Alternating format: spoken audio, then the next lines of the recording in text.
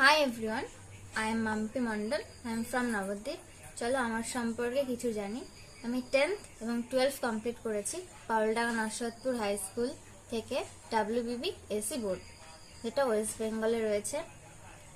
আমি history honours complete করেছি Kalna college Bardhaman university থেকে। এখন আমি বিএড করছি তারাপদ দে এডুকেশনাল ইনস্টিটিউশন থেকে।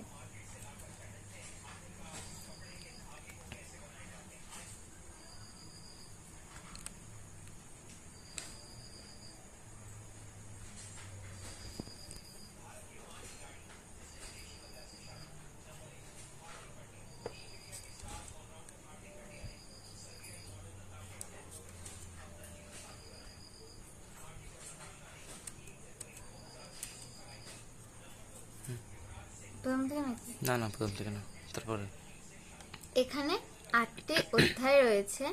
8টি অধ্যায়কে কভার করার জন্য আমার কাছে রয়েছে 100 ঘন্টা। প্রথম মাসে আমি 50 ঘন্টা এবং পরের মাসে 50 ঘন্টা, এই দুই ভাগে ভাগ করেছি। এখানে আমরা দেখতে পাচ্ছি প্রথমের যে অধ্যায়টি রয়েছে ইতিহাসের ধারণা। এই অধ্যায়টির জন্য আমার কাছে সময় রয়েছে 5 ঘন্টা, যেখানে 4 ঘন্টাকে আমরা থিওরি পোর্শনটুকু কভার করব, বাকি 1 ঘন্টা আমরা কোশ্চেন প্র্যাকটিস করব এবং ডাউটগুলো অবশ্যই সলভ করব। সেকেন্ড অধ্যায় রয়েছে সংস্কার বৈশিষ্ট্য পর্যালোচনা। এখানেও আমরা 10 ঘন্টা সময় দিয়েছি। প্রথম 9 ঘন্টা আমরা দিয়েছি থিওরি পার্টটুকু কভার করার জন্য, বাকি 1 ঘন্টা রয়েছে আমাদের কোশ্চেন প্র্যাকটিসের জন্য। পরবর্তী রয়েছে প্রতিরোধ, বিদ্রোহ, বৈশিষ্ট্য ও বিশ্লেষণ। এখানে আমরা দেখতে পাবো আমাদের নীল বিদ্রোহ রয়েছে আর সাউথ ইন্ডিয়া অর্থাৎ দক্ষিণ ভারতের কিছু ছোট ছোট বিদ্রোহ রয়েছে, সেইগুলিকে কভার করার জন্য আমাদের একটু বেশি টাইম অবশ্যই লাগবে। 20 ঘন্টা সময় দিয়েছি। 18 ঘন্টা আমাদের থিওরি পার্ট আর 2 ঘন্টা কোশ্চেন প্র্যাকটিস। পরের অধ্যায়টি রয়েছে সংঘবদ্ধতার গোড়ার কথা, বৈশিষ্ট্য ও বিশ্লেষণ। এই অধ্যায়টা কভার করার জন্য আমরা 20 ঘন্টা সময় নিয়েছি। এর মধ্যে 18 ঘন্টা আমাদের থিওরি পার্টটুকু, বাকি 2 ঘন্টা কোশ্চেন প্র্যাকটিস। পরবর্তী অধ্যায় রয়েছে বিকল্প চিন্তা ও উদ্যোগ। 19 শতকের মধ্যভাগ থেকে 20 শতকের প্রথম ভাগ পর্যন্ত বৈশিষ্ট্য পর্যালোচনা। এই অধ্যায়টিকে আমরা কমপ্লিট করার জন্য 10 ঘন্টা সময় রেখেছি। 9 ঘন্টা থিওরি পার্টটুকু আর 1 ঘন্টা কোশ্চেন প্র্যাকটিস, যেটা তোমরা সকলেই জানো। পরবর্তী অধ্যায় রয়েছে আমার 20 শতকে ভারতে কৃষক, শ্রমিক, বামপন্থী আন্দোলন, বৈশিষ্ট্য পর্যালোচনা। এটাকে আমরা দিয়েছি 15 ঘন্টা। 13 ঘন্টা থিওরি পার্টটুকু কভার করার জন্য, বাকি 2 ঘন্টা কোশ্চেন প্র্যাকটিসের জন্য। পরবর্তী অধ্যায় রয়েছে 20 শতকে ভারতের নারী, ছাত্র, প্রান্তিক জনগোষ্ঠীর আন্দোলন, বৈশিষ্ট্য বিশ্লেষণ। এই অধ্যায়টিতে রয়েছে আমাদের অরবিন্দ, চিত্তরঞ্জন দাস, তাদের সম্পর্কে কিছু জানতে পারবো। তারা কি করে কোন ষড়যন্ত্র মামলা করেছিল সেটা সম্পর্কে জানতে পারবো। এটাকে আমরা 15 ঘন্টা সময় দিয়েছি। 13 ঘন্টা রয়েছে আমাদের থিওরি পার্টটুকু কভার করার জন্য, বাকি 2 ঘন্টা কোশ্চেন প্র্যাকটিস। লাস্ট অধ্যায় রয়েছে আমাদের উত্তর ঔপনিবেশিক ভারত, 20 শতকের দ্বিতীয় পর্ব, 1947 থেকে 1964। এটিকে আমরা 5 ঘন্টা সময় দিয়েছি। 4 ঘন্টা থিওরি পার্টটুকু কভার করার জন্য আর বাকি 1 ঘন্টা কোশ্চেন প্র্যাকটিস। আশা করি সকলেই বুঝতে পেরেছ। তাহলে কত ঘন্টা হলে হিসাব করি। প্রথম অধ্যায়টিকে দিয়েছিলাম 5 ঘন্টা, পরবর্তী অধ্যায়কে দিয়েছি 10 ঘন্টা, তার পরবর্তী অধ্যায়কে আমরা দিয়েছি 20 ঘন্টা, তারপরের অধ্যায়কে দিয়েছি 20 ঘন্টা, তারপরের অধ্যায়কে 10 ঘন্টা, তারপরের অধ্যায়কে 15 ঘন্টা, তারপরের অধ্যায়কেও দিয়েছি 15 ঘন্টা, শেষ অধ্যায়কে দিয়েছি 5 ঘন্টা। টোটাল আমাদের হিসাব করে দেখলাম 100 ঘন্টা হয়েই গেছে। আজকে আমাদের আলোচনার বিষয় হলো 19 শতকের বাংলা সাময়িক পত্র, সংবাদপত্র ও সাহিত্য এ সমাজের প্রতিফলন। আমরা সকলেই জানি ইতিহাস থেকে আমরা অবশ্যই সমাজ সম্পর্কে পড়ি। সমাজে কোন সময় কেমন পরিবর্তন হয়েছিল তার প্রতিরেখা আমরা জানতে পারি ইতিহাস থেকে। এখানে আমরা দেখতে পাচ্ছি এই ছবিটাতে নিচে লেখা রয়েছে, দেখো, মোগল আমলে বিভিন্ন প্রয়োজনে লিপির আকারে সংবাদ পরিবেশনার রীতি প্রচলিত ছিল। এই সংবাদটা কি? সংবাদ, ধরো আমি তোমাকে কোনো একটা খবর জানাতে চাই, তো আমি তোমাকে আমার কথার মাধ্যমে বললাম, কিন্তু সেটা যদি আমাকে অনেককে জানানোর হয় তখন আমি কি করব? আমাকে কিছু একটা লিখিত আকারে দিতে হবে। এটা দিয়ে আমি তোমাকে দেব, তুমি অন্য কাউকে দেবে, এইভাবে সমাজে সকলেই পেয়ে যাবে। কিন্তু মডার্ন ইন্ডিয়া, এখন সব মডার্ন যুগ, তাই এখানে ছাপাখানার আবিষ্কার হলো। দেখো, অষ্টাদশ শতাব্দীর শেষ ভাগ থেকে ছাপাখানার ব্যবহার শুরু হলো। এই ছাপাখানার ব্যবহার শুরু হওয়ার ফলে কি হলো? একটা কপি তৈরি করতে আমাদের একটু সময় লাগলো, কিন্তু বাকি কপিগুলো আমরা সহজেই তৈরি করতে পারলাম ও সবার কাছে খুব কম সময়ে আমাদের লেখাগুলো পৌঁছে দিতে পারছি। এখন এই সাময়িক পত্র বামাবোধিনী, এখানে সাময়িক পত্র ব্যাপারটা কি? সাময়িক পত্র হলো কোনো সময় নেই, যখন তাদের ইচ্ছা হবে তখন তারা লিখবে, যখন তাদের ইচ্ছা হবে না তখন তারা লিখবে না। আর নামেই রয়েছে সাময়িক, মানেই যখন তাদের ইচ্ছা তখন তারা করবেন, আর পত্র মানে চিঠি। অর্থাৎ বোঝা গেল এটার কোনো নির্দিষ্ট সময় সীমা নেই, যখন এই মালিকদের ইচ্ছা হবে তখন তারা বলবেন। আর বাম বোধিনী, বাম অর্থাৎ নারীদের উন্নতি, বোধিনী তাদের রক্ষাকল্পের ব্যবস্থা।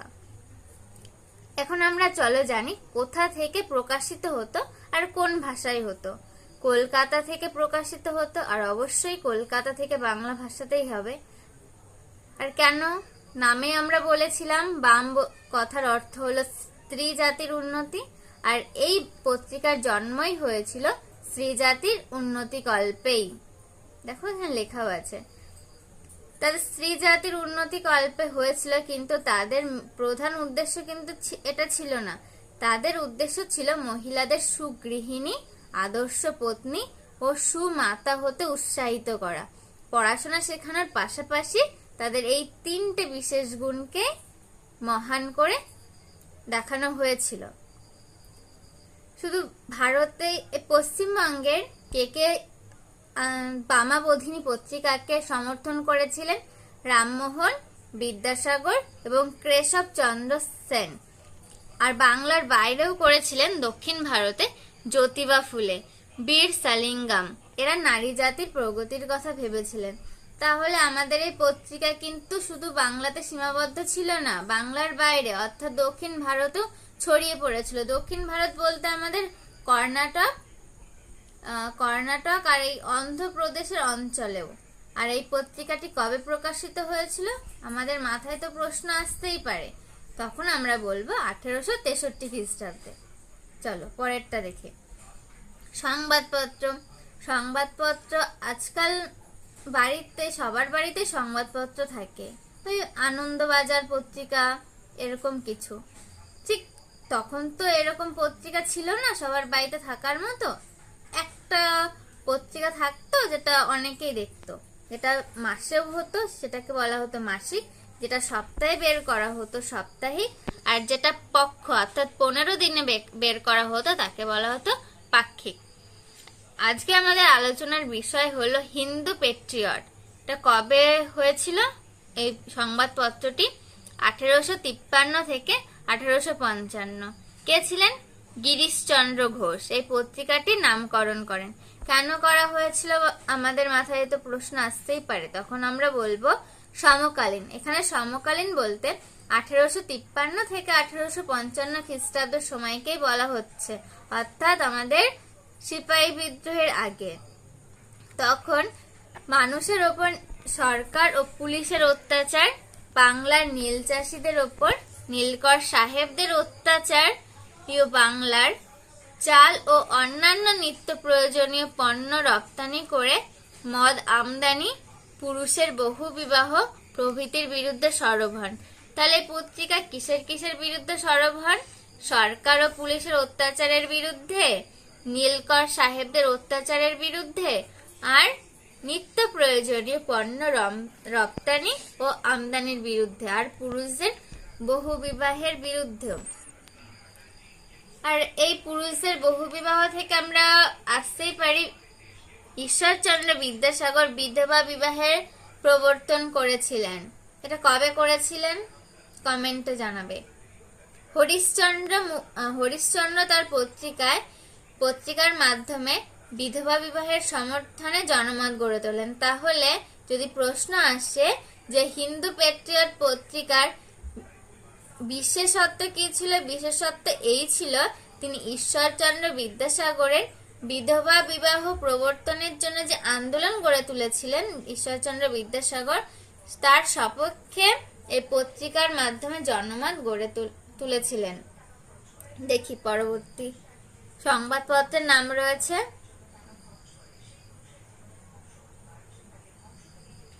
ও হিন্দু পেট্রিয়টের আরো কিছু অংশ বাকি রয়েছে। আরেকটা তাদের ছিল উল্লেখযোগ্য দিক ছিল 1859 খ্রিস্টাব্দে বাংলার নীল বিদ্রোহের সূচনা হয়।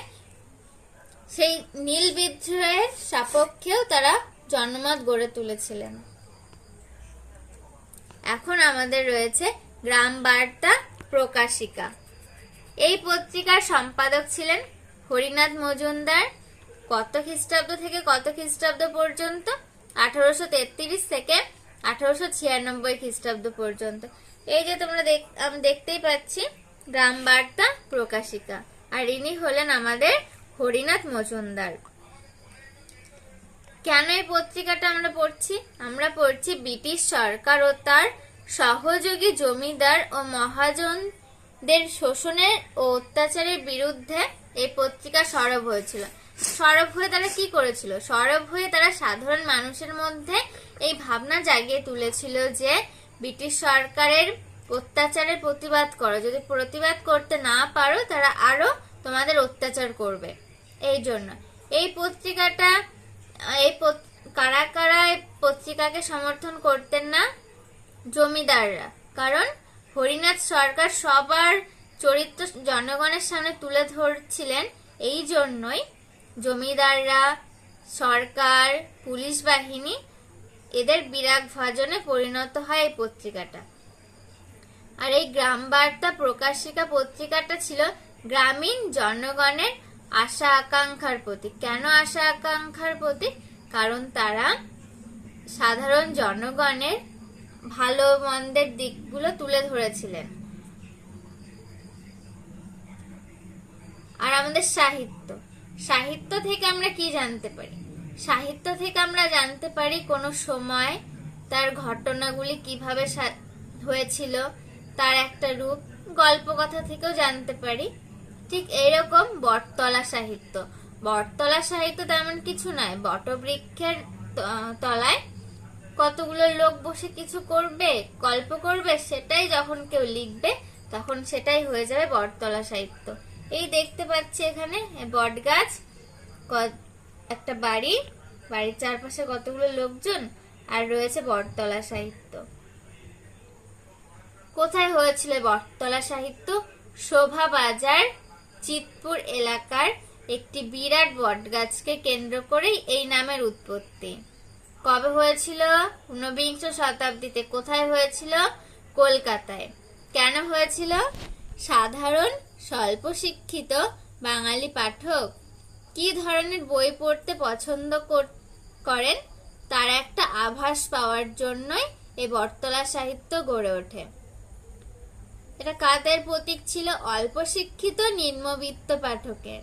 আর মনোরঞ্জন ও প্রয়োজনের কথা মাথায় রেখেই এই বইগুলি প্রকাশিত হতো। আজকের মতো এইটুকুই। টাটা।